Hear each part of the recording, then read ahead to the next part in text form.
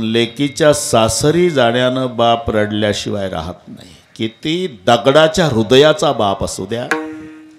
बासिंग बांधलेली 22 वर्षाची ताईन जेव्हा पप्पाच्या जवळ येऊन तोंडावून हात फिरवून एवढंच म्हणते, येते पप्पा. कन्यादान सुखे जरी करी पिता शोकांत ये अंतरी. दगडाच्या हृदयाचा बाप असला तरी ढसा ढसा रडतो. आता तो बैलगाडीचा काळ, खेड्यातले पद्धत, आणि मग जेव्हा वाटे लावताना सगळ्या गावातल्या महिला अंगणात येऊन उभ्या राहतात, माय लेकी रडतात. लेक सासऱ्याशी जाता माय लेकी त्या भेटती, आणि कोरड्या नयनाला कसा पाझर फुटती. माई रडती, मुलगी रडती. पार बैलगाडीचा धुराळा दिशेपर्यंत माय गावाच्या बाहेर येऊन गाडीचा धुराळा पाहायची पूर्वी. लेक सासऱ्याशी जाता माय धाई धाई रड, आणि गेला डोंगराच्या आड कसा काळजाचा घड. याचा अर्थच आहे की धुराळा लेकीच्या गाडीचा दिशेपर्यंत. आणि मग पहा कौतुक, बाकीच्या महिला 5-25 त्यांनाही कोरोनासारखी आपोआप लागण होऊन जाते. फुसफुस फुसफुस. मग त्यांची चर्चा, केवढी रडती माय, केवढं प्रेम आहे, केवढी रडती माय, केवढं. कोण नाही म्हणतं, आईचं प्रेमच आहे. पण त्याच्यापेक्षा प्रेम पाहायचं का तुम्हाला? घरात जा, काय दिसल? त्या मुलीचा बाप एकटाच घरात बसून असेल, पुन्हा भिंतीच्या कोपऱ्यात बसला असेल, त्याचं तोंड भिंतीकडे असेल, त्याच्या दोन्ही हातात उपरणं असेल, आणि जन्म झाला लेकीचा तेव्हापासून 25 वर्षाची झाली तोपर्यंतच्या लेकीच्या आठवणी काढू काढू बाप उपरणं भिजेपर्यंत रडत असेल. अरे त्याचं कुठं प्रेम कमी आहे? फरक एवढाच आहे, मायचं समाज पाहतो आणि बापाचं लपून आहे. बस एवढाच फरक आहे. आपण लक्षात घ्या. अरे चालता चालता जर काटा भरला पायात तर मायची आठवण येते, सहज आहे. आई ग, कधी काटा बोचला म्हणजे आई ग. पण हायवे क्रॉस करताना लक्ष नाही याचं, याच्याजवळ ट्रक थांबला, दोन्ही हात वर करतोय, बाप रे, इथं नाही आई, इथं बापच आहे. लक्षात घ्या. म्हणून मायचंही प्रेम आहे, बापाचंही प्रेम आहे. गडबडा गडबडा लोळणारी दवाखान्यातली माय सगळ्या समाजाला दिसते बाळणपणाच्या वेळी. पण त्याच वेळेला हा पाटील हातावर हात चोळत दवाखान्याच्या रिकाम्या ग्राउंडवर बिना जेवणाचा टेन्शन मध्ये येरझारा घालतो दिवसभर, हा नाही दिसत. अरे त्याचं कुठं प्रेम कमी आहे? मी इथलं वाढलंय हे सांगतो. मायचं प्रेम, सोडवा सोडवा मिठी, लपवा लपवा जगजेठी, आणि उशीर करू नका. महाराज पतीला म्हणली का, जणी कंसासी कळलं माझ्या बाळासी मारेल, माझ्या बाळासी मारेल, माझ्या बाळासी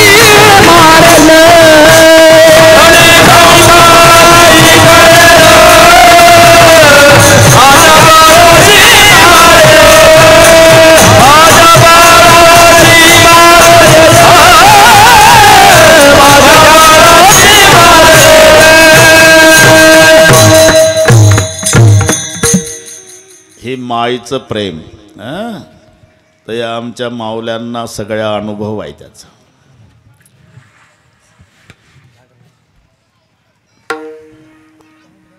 मुलगी आणि पिता, भगवान बाबा तुमचे अनुभव आहे. निस्वार्थी प्रेमाचं नातं आहे हे, निस्वार्थी. मुलगी सासरी जाताना रडते ना, ते आपल्या बापासाठी रडत असते. कारण बापाची काळजी मुली इतकी जगात कोणीच घेत नाही. सासरी गेल्यानंतर तिला तिच्या बापाहून कोणी बोलू द्या, मग तिचा अवतार पहा. शांत स्वभावाची मुलगी, पण त्या दिवशी सहन होत नाही तिला बापाचं बोलणं ऐकल्यावर. बापाहून बोलल्यानंतर उभी राहते सासरी. बरं का सासूबाई, मोल मजुरी करणारा बाप आहे माझा, पण इज्जतदार आहे हे सांगून ठेवते. एक दिवस रॉकेल वतून पेटवा सगळ्या परिवार मला, पण खबरदार कधी माझ्या बापाचं नाव काढलं तर नाही सहन करत मुलगी जन्मभर. जन्मदात्याचा अपमान.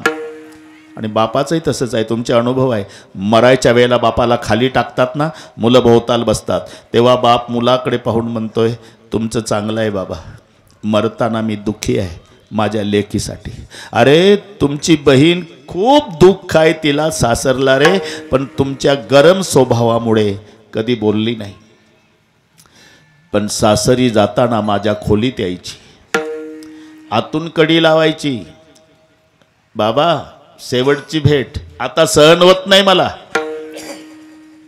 इकडून गेल्यावर आत्महत्या करते मी, या माझ्या गोड जेवणाला. मी तिचे अश्रू पुसायचो रे. मी म्हणायचो ताई मला माहिती आहे तुला खूप जाच आहे सासरी, पण माझ्यावर विश्वास ठेव बेटा. तुझा सासरा, तुझी सासू, तुझी ननंद, तुझा दीर, तुझा पती सगळेचे सगळे तुला त्रास देतात, पण तुझ्या पोटी आलेले माझे 2 नातू गुणाचे आहे. तुला म्हातारपणात काचेच्या भांड्यासारखे सांभाळतील बेटा. माझे नातू माझ्यासाठी जगली रे, माझ्यासाठी जगली माझी ताई. कोणीतरी जा तिला आणा आणि तिच्यासोबत एक शब्द बोलू द्या, मग मरू द्या. हा पिता पुत्रीचा निस्वार्थी प्रेमाचा संबंध असतो. म्हणून मी सांगून गेलो मायचं प्रेम ठीक आहे, इथपर्यंत ठीक आहे. सोडवा सोडवा मिठी, लपवा लपवा जगजेठी. हे माय देवकीचं प्रेम झालं. आता बापाचं सांगतो. मध्यरात्र आहे, अंधारी रात्र आहे, जेल मधलं प्रकरण आहे.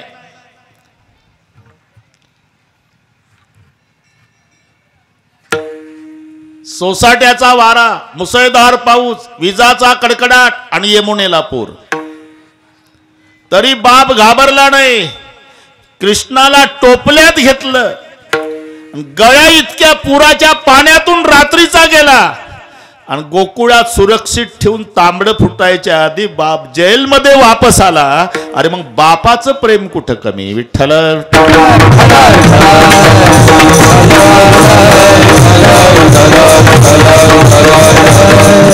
फिरविली दोन्ही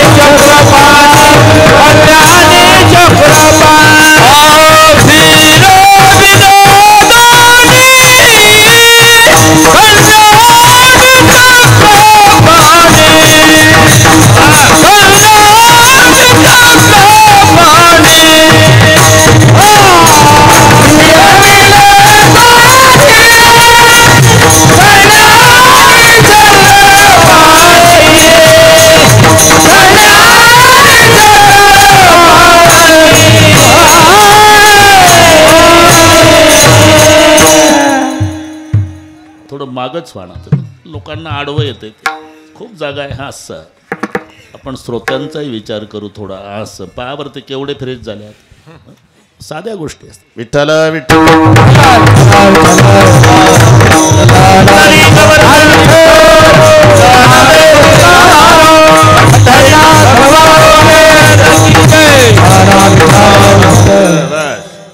लक्षात ठेवा. फिरविली दोन्ही कन्या आणि चक्रपाणी. इकडचा बाबा तिकडे नेला आणि तिकडची बेबी इकडे आणली. आता सकाळची वेळ आहे. नंद पाटील गोठ्यामध्ये गेले होते. गोकुळाच्या बाहेर गोठा, गायीची सेवा करायला, शेण काढायला लागायचे. नंद पाटील झाडून काढायचे, गायीच्या पाया पडायचे. ते काही मोबाईलवरून गोशाळेचा कार्यक्रम करत नव्हते.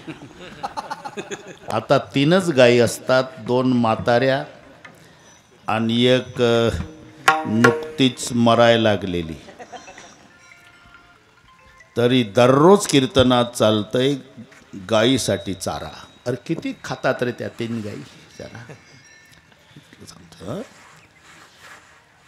सकाळी गेले नंद पाटील गोशाळेत.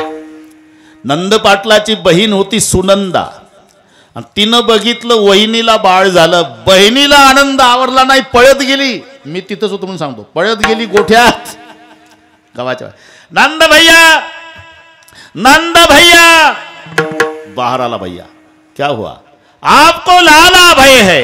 एवढा आनंद झाला नंद पाटलाला. तटा तटा तटा तटा मोत्याच्या माळी तोडल्या गळ्यातल्या, फेकल्या बहिणीच्या अंगावर. जा सुनंदा, गोकुलवासियों को कहो की आज खुशी मनावो. आणि मग सुनंदा बहीण गोठ्यातून पळत आली गावात.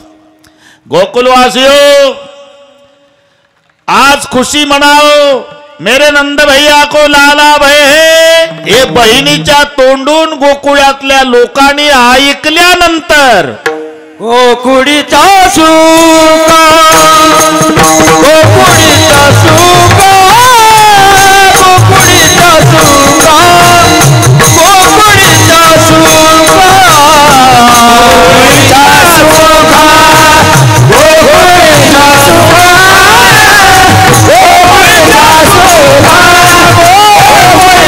सुका, गोकुळीचा सुका, गोकुळीचा सुका, गोकुळीचा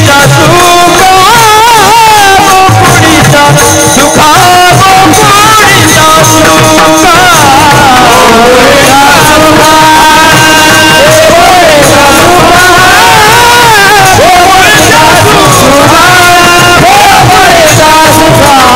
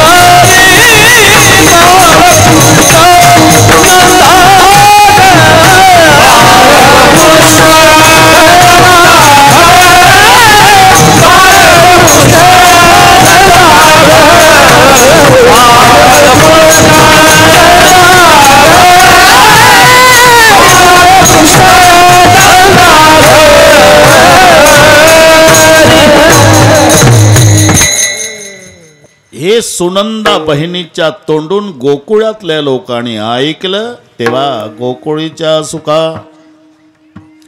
अंतपार नाही लेखा. सुखाला पारावार नाही. आणि पारावार नसलेलं सुख हे परमार्थात आहे, प्रपंचात नाही. प्रपंचात सुखाभास आहे. माणसं जी जगतात ती सुखात जगत नाही, सुखाच्या आशेवर. ज्याचं लग्न झालं नाही त्याला वाटतं लग्न झाल्यावर सुख झालं. लग्न मग त्याला वाटतं मुलगा झाल्यावर सुख झाला. मुलगा शाळेत गेल्यावर सुख गेला. शाळेत मग तो पदवीधर झाल्यावर सुख झाला. पदवीधर त्याला नोकरी लागल्यावर सुख लागली. नोकरी मग त्याचं लग्न झाल्यावर सुख झालं. लग्न मग म्हणतोय नातू बघितल्यावर सुख. असं करता करता म्हातारं मरतं, पण सुख मिळत नसतं. सर्व सुखाची आशा जन्म. आणि सुख मानलं भगवान बाबा तरी ते उतरत जातं, टिकत नाही. प्रपंचातलं सुख कमी कमी कमी कमी होत जातं. तारुण्यामध्ये नवरा बायको जेवढ्या प्रेमानं एकमेकाकडे पाहतात तेवढ्या प्रेमानं म्हातारपणात पाहत नसतात. पहिली गोष्ट पाहतच नसतात. चुकून एखाद्या दिवशी एकमेकाकडे पाहायला तर असे पाहतात दोघांचं 7 जन्माचं वैर. म्हातारीचे लाल डोळे आणि म्हाताऱ्याचे लाल डोळे. दोघांच्या मध्ये जर थांबलं तर मधलंच पेटल. एवढी रागीट. दुसरी एका बांधावर गवत कापतात दिवसभर तरी बोलत नाही, इतकं बिघडतं. लग्न झालं म्हणजे 2 वर्षे पती बोलतो आणि पत्नी ऐकते. नंतरचे 2 वर्षे पत्नी बोलतीन, पती ऐकतो. तिथून पुढचे सगळे वर्षे दोघही बोलतात, पुरं करडगाव ऐकतं, इतकं बिघडतं. प्रपंचातलं जे सुख आहे ते उतरत उतरत उतरत उतरत जातं. उलट परमार्थातलं सुख घडोघडी वाढू लागे, सुख घडोघडी वाढू लागे,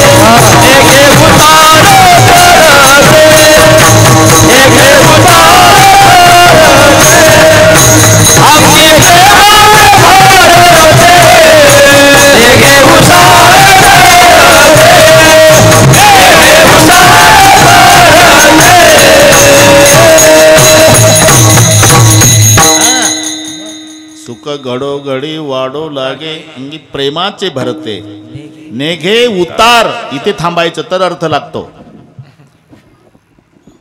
नेघे उतार मग चढते. सुख घडोघडी हे उतारला थांबलं तर अर्थ लागेल त्याचा. प्रेमाचे भरते नेघे उतार, उतार नेघे मग चढते. म्हणून सुख घडोघडी वाढवला. प्रपंचातलं सुख हे उतरत उतरत जातं, परमार्थातलं वाढत वाढ. हे नसल पटत तर सिनेमाचं किती चांगलं गाणं निघू द्या, 6 महिन्यात वर्षात त्या गाण्याचा कंटाळा येतो. कंटाळले ना माणसं. अशिक्षित आजी सुशिक्षित नातवावर लाल डोळे करून रागावते. गोविंद्या काय आजी पागल झाला का, डोक्यात फरक झाला, उठला सुटला झिंग झिंग झिंगाट झिंग झिंग झिंगाट. वैतागले का नाही लोक 6 महिन्यात वर्षात. आता माझा उलट प्रश्न आहे, इथं आमचे वारकरी बसले, 750 वर्ष झाले. 750 वर्षापासून आमचा वारकरी गळ्यात विना घेतला, रूप पाहता लोचणी म्हणतो. आनंद कमी नाही वाढत चालला. सुख घडोघडी बस. हा फरक प्रपंच आणि परमार्थातल्या सुखात आहे. मग तया सुखांत नाही पार,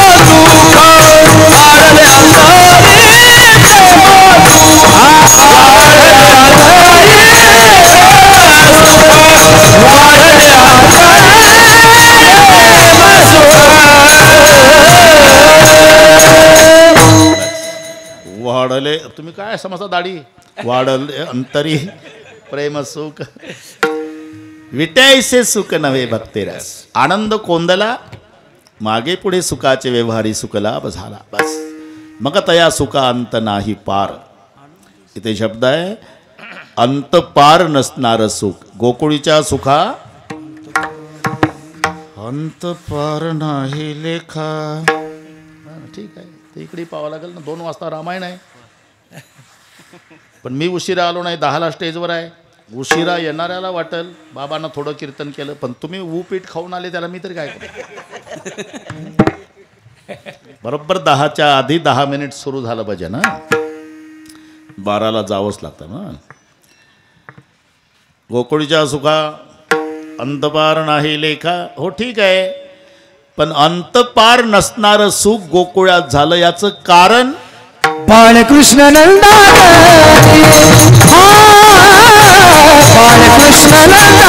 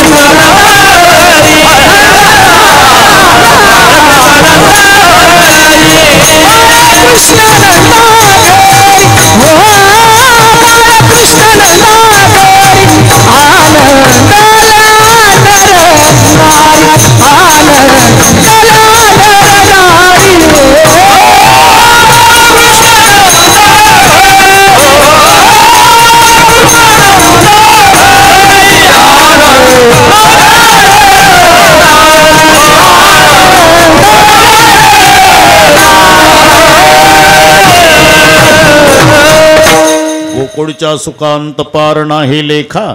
आपण अंतपार नसणारं सुख गोकुळात झालं. नेमकं कारण बाळकृष्ण नंदा घरी, हे त्याचं उत्तर आहे. बाळकृष्ण नंदा घरी. आता इथं बाळकृष्णच का भगवान बाबा, जर असं लिहिलं असतं श्रीकृष्ण नंदा घरी, भगवान कृष्ण नंदा घरी, गोपाल कृष्ण नंदा घरी, बाळकृष्णच का, याचं कारण आहे पहिलं स्वरूप कार्य आहे. एकंदर 8 स्वरूपामध्ये भगवान कृष्णाचं कार्य.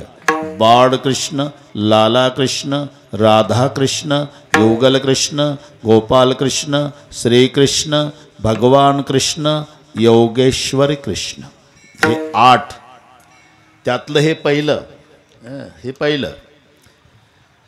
तसा 8चा संबंध कृष्ण जीवनाशी, 9चा संबंध रामचंद्राशी आहे. 9चा आकडा रामाशी, 8चा आकडा कृष्णाशी. 9 हा स्वतंत्रपणे जगातला मोठा अंक.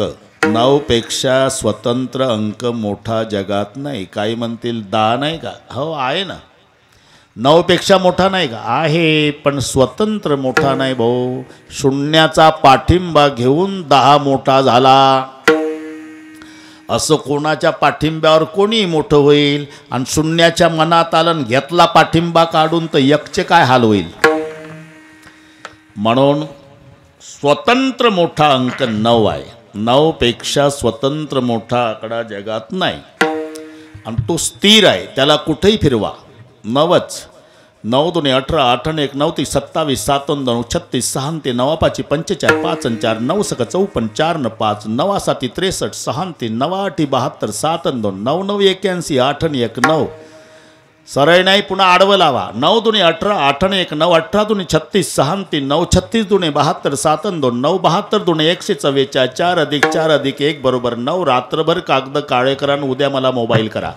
तुलसी कहे राम को क्यों न भजत, निशंक आदि अंत में एक है, जैसा 9 का अंक. हा 9चा संबंध आला श्रीरामाशी, 8चा संबंध आला कृष्णाशी. आणि एकच आकडा मराठीत आहे ज्याला गाठ नाही, त्याचं नाव 8 आहे. बाकी सगळ्या आकड्याला गाठी आहे.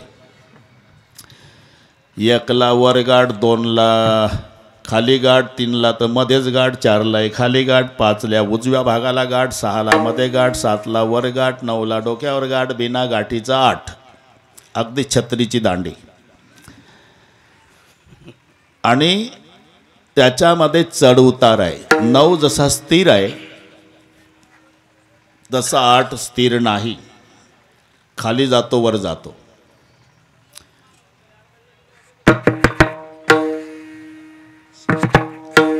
बडबड करते इकडे मागे.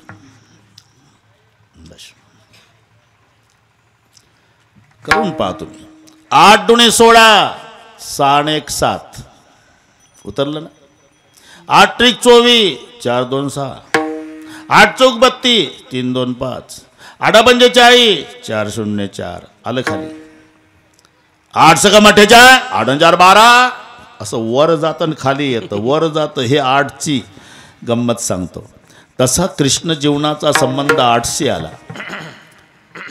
कारण नसताना तुटकं चाक घेऊन भीष्माचार्यावर धावला युद्धात देव. हे 8 सका 48. आणि जरासंधाच्या भीतीनं मैदानातून पळाला. 8 दुणे 16, उतार आणि चढ, आवेश आणि पलायन, म्हणून 8. विठ्ठल.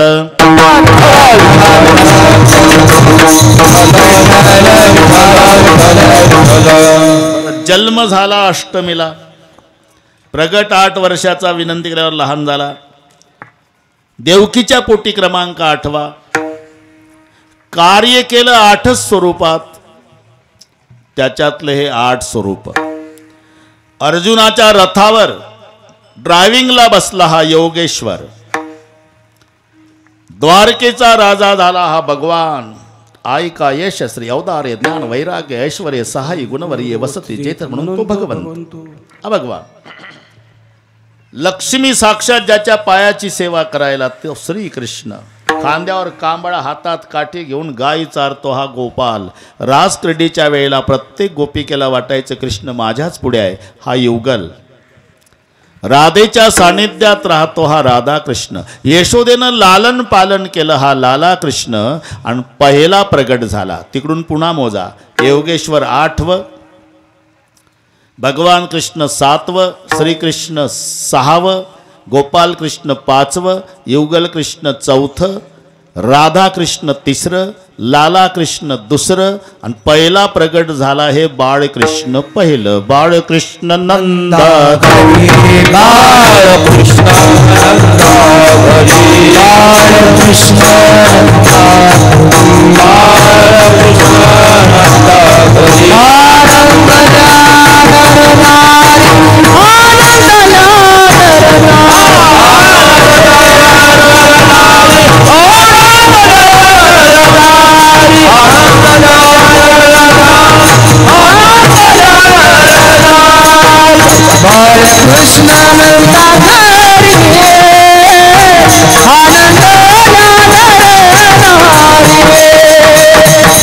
आनंद